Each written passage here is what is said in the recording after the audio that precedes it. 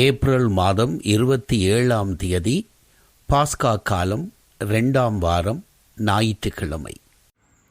அன்புக்குரியவர்களே, உயிர்ப்பு காலத்தின் 2வது ஞாயிற்றுக்கிழமையான இன்று இறை இரக்கத்தின் ஞாயிறு என்றும் அழைக்கப்படுகின்றது.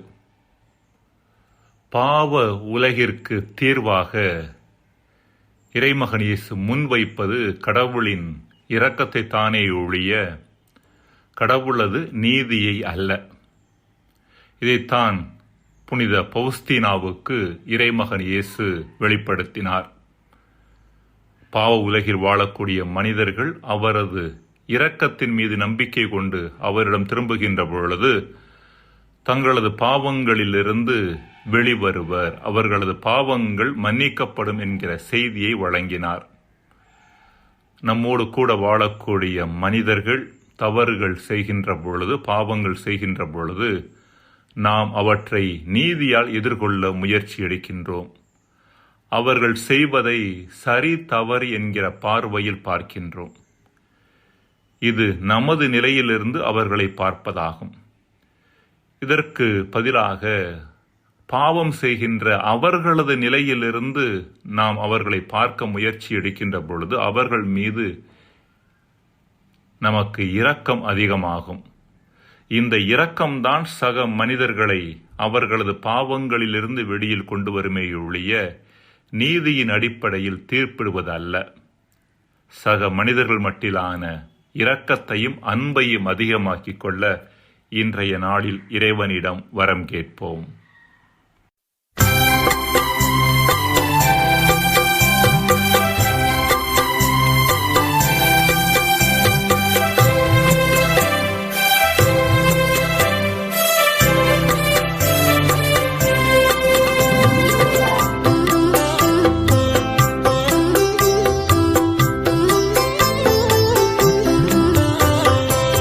இறங்கி இரக்கத்தை தருபவர் நீரே இயேசுநாதா. மனது உருகி மன்னிப்பு தருபவர் நீரே இயேசுநாதா.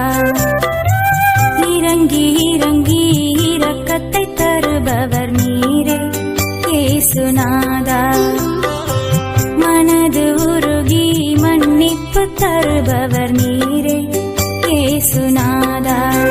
உங்க பேரன்பு பெரியது, உங்க மன்னிப்பு உயர்ந்தது. உங்க பேரன்பு பெரியது, உங்க மன்னிப்பு உயர்ந்தது.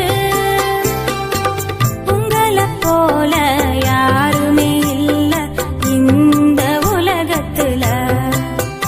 ஐயா, உங்களை போல யாருமே இல்ல இந்த உலகத்துல. நீங்க இரக்கம் உள்ளவர், நீங்க மன்னிப்பு தருபவர். நீங்க இரக்கம் உள்ளவர், நீங்க மன்னிப்பு தருபவர். முதல் வாசகம். திருத்தூதர் பணிகள் அதிகாரம் 5 இறைவசனங்கள் 12 முதல் 16 முடிய. அந்நாட்களில் மக்களிடையே பல அரும் அடையாளங்களும் அரும் செயல்களும் திருத்தூதர் வழியாய் செய்யப்பட்டன. அனைவரும் சாலமோன் மண்டபத்தில் ஒரு மனத்தவராய் கூடி வந்தனர். மற்றவர் யாரும் இவர்களோடு சேர்ந்து கொள்ள துணியவில்லை. ஆயினும் மக்கள் இவர்களை பற்றி பெருமையாக பேசினர். ஆண்டவரிடம் நம்பிக்கை கொண்ட திரளான ஆண்களும் பெண்களும் இவர்களோடு சேர்க்கப்பட்டார்கள். பேதுரு நடந்து செல்லும்போது அவர் நிழல் சிலர் மேலாவது படுமாறு மக்கள் உடல்நலமற்றோரை கட்டில்களிலும் படுக்கைகளிலும் கிடத்தி சுமந்து கொண்டு வந்து வீதிகளில் வைத்தார்கள். எருசலேமை சுற்றியிருந்த நகரங்களிலிருந்து மக்கள் உடல்நலமற்றோரையும் தீய ஆவிகளால் இன்னலுற்றோரையும் சுமந்து கொண்டு திரளாக கூடி வந்தார்கள். அவர்கள் அனைவரும் நலம் பெற்றனர். ஆண்டவரின் அருள்வாக்கு. இறைவா, உமக்கு நன்றி.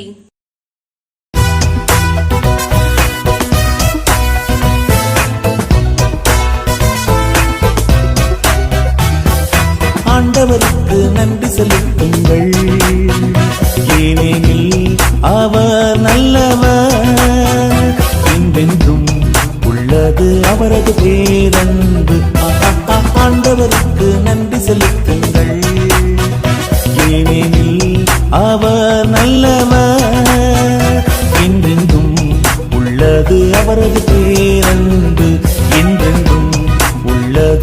அவரது பேரன்பு.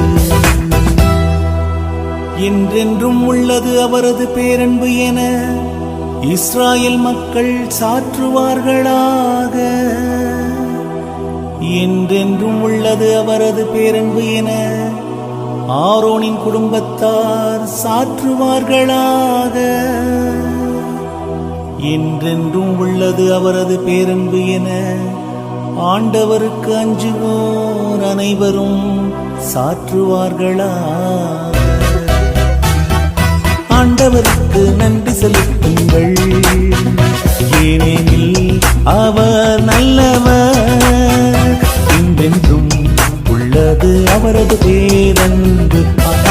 ஆண்டவருக்கு நன்றி செலுத்துங்கள், ஏனெனில் அவர் நல்லவர், என்றென்றும் உள்ளது அவரது பேரன்பு, என்றென்றும் உள்ளது அவரது பேரன்பு. கட்டுவோர் புறக்கணித்த கல்லே கட்டடத்துக்கு மூலைக்கல்லாயிற்று. ஆண்டவரால் இது நிகழ்ந்துள்ளது, நம் கண்களுக்கு இது வியப்பாயிற்று. ஆண்டவர் தோற்றுவித்த வெற்றியின் நாள் இதுவே, இன்று அக்களிப்போம் அகமகிழ்வோம். ஆண்டவருக்கு நன்றி செலுத்துங்கள், ஏனெனில் அவர் நல்லவர், என்றென்றும் உள்ளது அவரது பேரன்பு. ஆண்டவருக்கு நன்றி செலுத்துங்கள், ஏனெனில் அவர் நல்லவர், என்றென்றும் உள்ளது அவரது பேரன்பு, என்றென்றும் உள்ளது அவரது பேரன்பு. ஆண்டவரே மீட்டருளும், ஆண்டவரே வெற்றி தாரும். ஆண்டவரின் பெயரால் வருபவர் ஆசி பெற்றவர். ஆண்டவரது இல்லத்தின் இன்று உங்களுக்கு ஆசி கூறுகிறோ. ஆண்டவரே இறைவன், அவர் நம் மீது ஒளிர்ந்துள்ளார். ஆண்டவருக்கு நன்றி செலுத்துங்கள், ஏனெனில் அவர் நல்லவர், என்றென்றும் உள்ளது அவரது பேரன்பு. ஆண்டவருக்கு நன்றி செலுத்துங்கள், ஏனெனில் அவர் நல்லவர், என்றென்றும் உள்ளது அவரது பேரன்பு, என்றென்றும் உள்ளது அவரது பேரன்பு.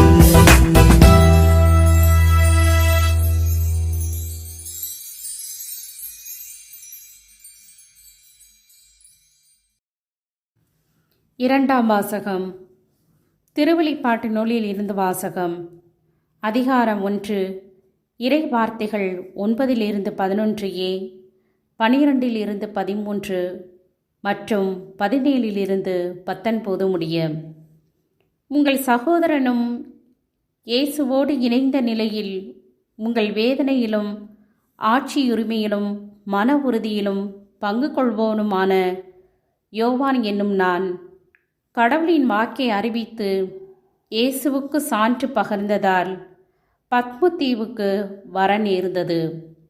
ஒரு ஞாயிற்றுக்கிழமையன்று தூய ஆவி என்னை ஆட்கொள்ளவே எனக்கு பின்னால் பெரும் குரல் ஒன்று எக்காலம் போல முழங்க கேட்டேன். நீ காண்பதை ஒரு சுருளேட்டில் எழுதி 7 இடங்களிலும் உள்ள திருச்சபைகளுக்கு அதை அனுப்பி வை என்று அக்குரல் கூறியது. என்னோடு பேசியவர் யார் என்று பார்க்க திரும்பினேன். அப்பொழுது 7 பொன் விளக்கு தண்டுகளை கண்டேன். அவற்றின் நடுவே மானிட மகனைப் போன்ற ஒருவரை பார்த்தேன். அவர் நீண்ட அங்கியும் மார்பில் பொன்பட்டையும் அணிந்திருந்தார். நான் அவரை கண்ட பொழுது செத்தவனைப் போல் அவரது காலில் விழுந்தேன். அவர் தமது வலக்கையை என் மீது வைத்து சொன்னது, அஞ்சாதே, முதலும் முடிவும் நானே, வாழ்பவரும் நானே. இறந்தேன், ஆயினும் இதோ என்றென்று வாழ்கிறேன். சாவின் மீதும் பாதாளத்தின் மீதும் எனக்கு அதிகாரம் உண்டு. எனவே நீ காண்பவற்றை, அதாவது இப்பொழுது நிகழ்கின்றவற்றையும் இனி நிகழ இருப்பவற்றையும் எழுதிவை. ஆண்டவரின் அருள்வாக்கு. இறைவா உமக்கு நன்றி. நற்செய்தி வாசகம். 8 நாட்களுக்கு பின் இயேசு சீடர்களுக்கு தோன்றினார். யோவான் எழுதிய தூய நற்செய்தியிலிருந்து வாசகம். அதிகாரம் 20 வசனங்கள் 19 31 வரை. அன்று வாரத்தின் முதல் நாள். அது மாலை வேளை. யூதர்களுக்கு அஞ்சி சீடர்கள் தாங்கள் இருந்த இடத்தின் கதவுகளை மூடி வைத்திருந்தார்கள். அப்போது இயேசு அங்கு வந்து அவர்கள் நடுவில் நின்று, உங்களுக்கு அமைதி உரித்தாகுக என்று வாழ்த்தினார். இவ்வாறு சொல்லிய பின் அவர் தம் கைகளையும் விலாவையும் அவர்களிடம் காட்டினார். ஆண்டவரை கண்டதால் சீடர்கள் மகிழ்ச்சி கொண்டார்கள். இயேசு மீண்டும் அவர்களை நோக்கி, உங்களுக்கு அமைதி உரித்தாகுக. தந்தை என்னை அனுப்பியது போல நானும் உங்களை அனுப்புகிறேன் என்றார். இதை சொன்னபின் அவர் அவர்கள் மேல் ஊதி, தூய ஆவியை பெற்றுக் கொள்ளுங்கள். எவருடைய பாவங்களை நீங்கள் மன்னிப்பீர்களோ அவை மன்னிக்கப்படும், எவருடைய பாவங்களை மன்னியாதிருப்பீர்களோ அவை மன்னிக்கப்படா என்றார். 12 ஒருவரான திதும் என்னும் தோமோ இயேசு வந்தபோது அவர்களோடு இல்லை. மற்ற சீடர்கள் அவர்களிடம், ஆண்டவரை கண்டோம் என்றார்கள். தோமோ அவர்களிடம், அவருடைய கைகளில் ஆணிகளால் ஏற்பட்ட தழும்பை பார்த்து அதில் என் விரலை விட்டு அவர் விலாவில் என் கையை இட்டாலன்றி நான் நம்ப மாட்டேன் என்றார். 8 நாட்களுக்கு பின் அவருடைய சீடர்கள் மீண்டும் உள்ளே கூடியிருந்தார்கள்.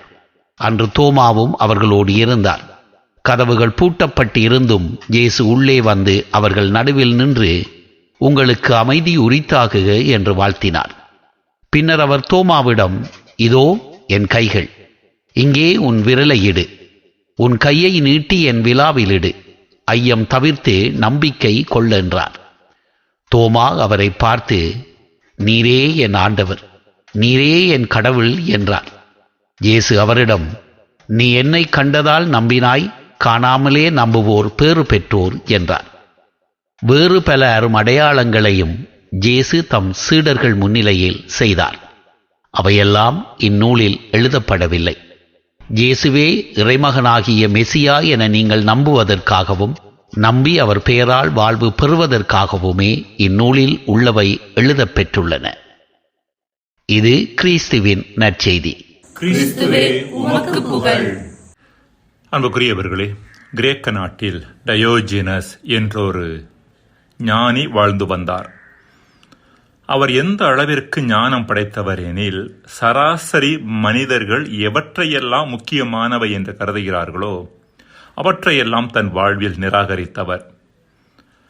சராசரி மனிதர்கள் பணத்தை சேர்த்தல், பொருட்களை குவித்தல், புகழ் அடைதல், வசதியை பெருக்கிக் கொள்ளுதல் போன்றவற்றை மகிழ்ச்சிக்கான வழிகளாக பார்க்கின்றனர்.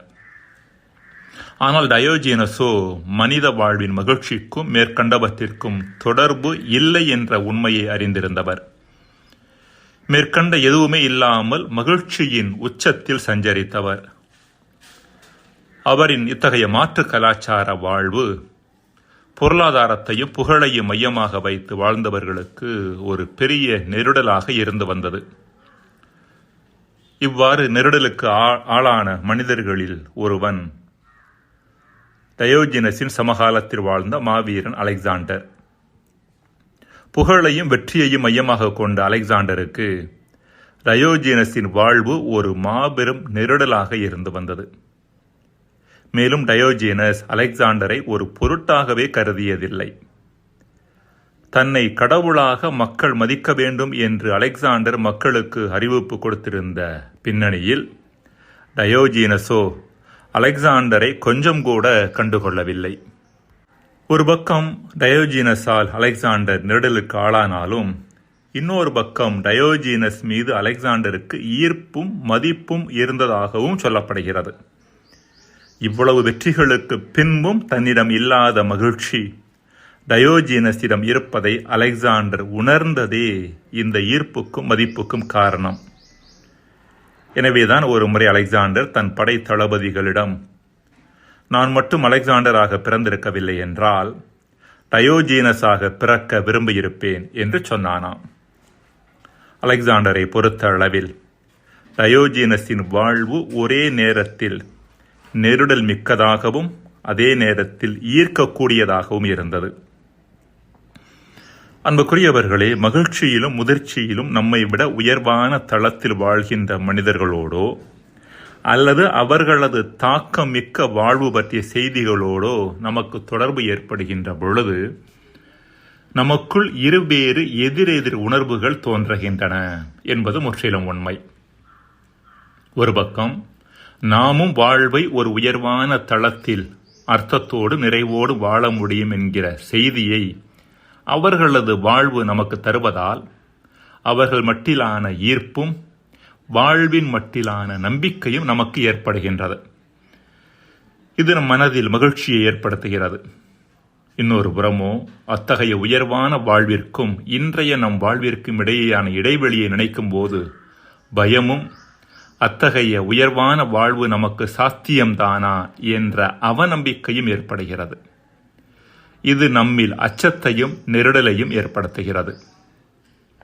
இத்தகைய அனுபவத்தை முரண் அனுபவம், பாரடாக்சிக்கல் எக்ஸ்பீரியன்ஸ் என்று நாம் அழைக்கலாம். ஒரே நேரத்தில் இரண்டு எதிரெதிர் உணர்வுகளை அனுபவிப்பது. தொடக்க கிறிஸ்தவர்கள் இயேசுவின் படிப்பினைகளால் ஈர்க்கப்பட்டும் அவரது உயிர்ப்பு அனுபவத்தால் உந்தப்பட்டும் முற்றிலுமான ஒரு வித்தியாசமான வாழ்வு வாழ்ந்தனர். இது அவர்களை சுற்றி வாழ்ந்த யூதர்களில் முரண் அனுபவத்தை ஏற்படுத்தியது. திருத்தூதர் பணி நூலாசிரியர் லூக்கா மற்றவர்கள் யாரும், அதாவது கிறிஸ்துவில் நம்பிக்கை கொள்ளாத யூதர்கள் யாரும் இவர்களோடு, தொடக்க கிறிஸ்தவர்களோடு சேர்ந்து கொள்ள துணியவில்லை. ஆயினும் மக்கள் இவர்களை பற்றி பெருமையாக பேசினர் என்று எழுதுகிறார். தொடக்க கிறிஸ்தவர்களோடு சேர்ந்து கொண்டால் யூத தலைமைச் சங்கத்தின் துன்பங்களுக்கு ஆளாக நேரிடும் என்கிற பயத்தால் அவர்கள் கிறிஸ்தவர்களோடு சேரவில்லை. அதே வேளையில் தங்களிடம் இல்லாத ஒற்றுமையும் பகிர்வும் மனநிலையும் மகிழ்வும் தொடக்க கிறிஸ்தவரிடம் இருப்பதை பார்த்து பெருமையாக பேசினர். எனவே கிறிஸ்தவ நெறியை பின்பற்றாத யூதர்கள் அந்நெறியை பின்பற்றியவர்களை ஏக்கத்தோடு பார்த்தனர். அதே வேளையில் துன்பங்களுக்கு நேரிட ஆளாகக்கூடும் என்ற பயமும் அவர்களை ஆட்கொண்டது. இது தொடக்க கிறிஸ்தவர்கள் தங்களை சுற்றி வாழ்ந்தவர்கள் மீது ஏற்படுத்திய முரண் அனுபவம். அன்பிற்குரியவர்களே, ஒரு நல்ல கிறிஸ்தவ வாழ்வு தவறான அல்லது சராசரியான வாழ்வு வாழும் மனிதர்களுக்கு நெருடலாக இருக்கின்ற அதே வேளையில் அவர்களை ஈர்க்கக்கூடியதாகவும் இருக்க வேண்டும். நெருடலானது அவர்கள் எத்தகைய தவறான முழுமையற்ற வாழ்வு வாழுகிறார்கள் என்பதை அவர்களுக்கு சுட்டிக்காட்டுகிறது. ஈர்ப்பானது ஒரு நல்ல கிறிஸ்தவராக வாழும்போது வாழ்வு அர்த்தமிக்கதாகவும் நிறைவானதாகவும் மகிழ்வானதாகவும் மாறுகிறது என்ற ஆசையை அவர்களது உள்ளத்தில் தூவுகிறது. எனவே ஒரு பக்கம் கிறிஸ்தவர்களாகிய நாம் கிறிஸ்துவின் மதிப்பீடுகளின்படி வாழ்ந்து தீமையையும் பாவத்தையும் வெற்றி கொண்ட மனிதர்களாக வாழ்வது அவசியம். இன்னொரு புறம் இத்தகைய தீமைகளை வெற்றி கொண்ட வாழ்வு நமக்கு தரக்கூடிய மகிழ்ச்சியை வெளிக்காட்டும் வாழ்வாகவும் நமது வாழ்வு இருக்க வேண்டும். முரண் அனுபவத்திற்கு பிறரால் நாம் ஆளானோம் என்றால் ஆன்மீக வாழ்விற்குள் அடியெடுத்து வைத்து விட்டோம் என்று அர்த்தம். முரண் அனுபவத்தை நாம் பிறரில் ஏற்படுத்தினோம் என்றால் நாம் ஆன்மீக வாழ்வின் முதிர்ச்சி நிலைக்குள் நுழைந்து விட்டோம் என்று அர்த்தம். மன்றாடுவோமாக. இறைவா, எம் கிறிஸ்தவ நம்பிக்கை முதலில் எம் பாவ வாழ்வை நெருடலுக்கு உள்ளாக்கவும் அதிலிருந்து புறப்படும் நல்வாழ்வு பிறரில் நெருடலை ஏற்படுத்தவும் வரம் தருவீராக. ஆமேன்.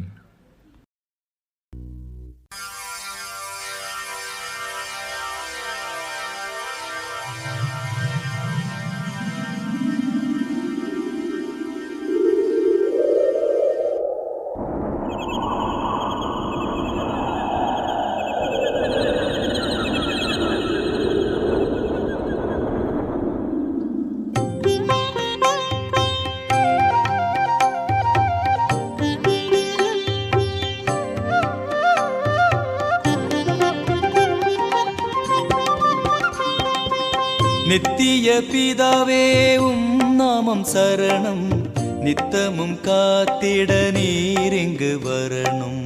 நித்திய பிதாவே உம் நாமம் சரணம் நித்தமும் காத்திட நீர் இங்கு வரணும். ஓசானா மந்திரம் ஓதிட ஓதிட தாசரே நீர் இங்கு வரணும்.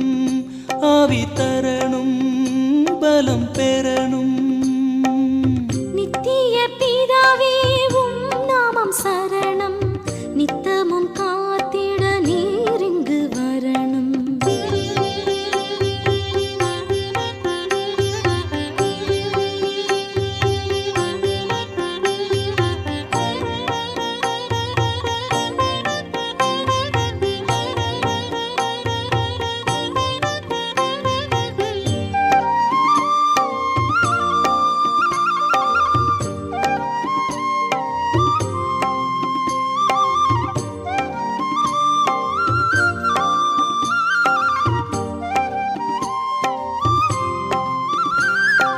தாழிட்ட அறையில் வேலிட்ட காயத்தில் விரலை விட்டவர் தோமா. தாழிட்ட அறையில் வேலிட்ட காயத்தில் விரலை விட்டவர் தோமா. கண்டு விசுவசித்தார் காணா விசுவசிப்போர் பாக்கியவான் என உரைத்தீர். கண்டு விசுவசித்த காணா விசுவசிப்போர் பாக்கியவானென உரைத்தீர். காணாமல் விசுவசித்தோம் அப்பா பாக்கியவானாய் மாற்றும். காணாமல் விசுவசித்தோம் அப்பா பாக்கியவானாய் மாற்றும். ஓசானா ஓசானா ஓசானா, ஓசானா ஓசானா ஓசானா ஓசானா ஓசானா ஓசானா. நித்திய பிதாவே உம் நாமம் சரணம் நித்தமும் காத்திட நீர் இங்கு வரணும். ஓசானா மந்திரம் ஓதிட ஓதிட தாசரே நீர் இங்கு வரணும். ஆவி தரணும் பலம் பெறணும்.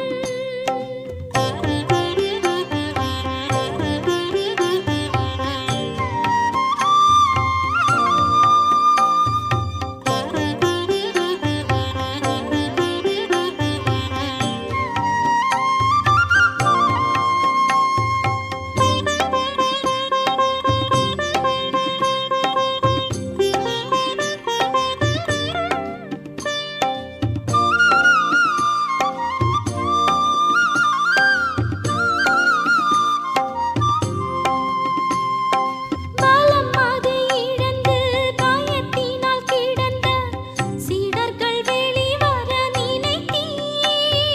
பலமதை இழந்து பயத்தினால் கிடந்த சீடர்கள் வெளிவர நினைத்தீர். பரிசுத்த ஆவியின் அக்கினி நாக்கினை நிரப்பித்திட அதை அளித்தீர். பரிசுத்த ஆவியின் அக்கினி நாக்கினை நிரப்பித்திட அதை அளித்தீர். அக்கினி என்னில் ஊற்றும் அந்த ஆவியை என்னில் நிரப்பும். அக்கினி என்னில் ஊற்றும் அந்த ஆவியை என்னில் நிரப்பும். ஓசானா ஓசானா ஓசானா ஓசானா ஓசானா ஓசானா ஓசானா ஓசானா ஓசானா. நித்திய பிதாவே உம் நாமம் சரணம் நித்தமும் காத்திட நீர் இங்கு வரணும். நித்திய பிதாவே உம் நாமம் சரணம் நித்தமும் காத்திட நீர் இங்கு வரணும். ஓசானா மந்திரம் ஓதிட ஓதிட தாசரே நீர் இங்கு